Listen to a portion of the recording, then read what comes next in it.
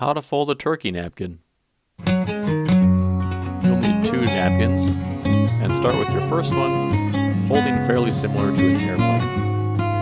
So bringing the bottom corners up in the middle, and repeat that fold 3 times on both sides.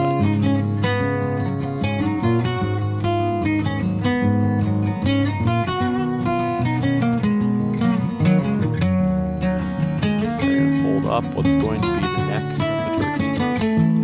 Fold the head down. You can set that aside. Bring your next napkin, fold that in half. And now you're going to accordion fold this portion of the napkin.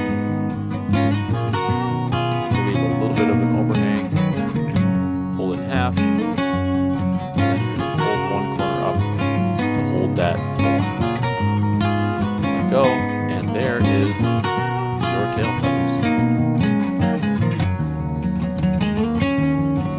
So then bring the body back. The tail feathers down.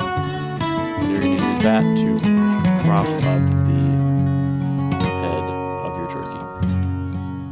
So there is the turkey napkin.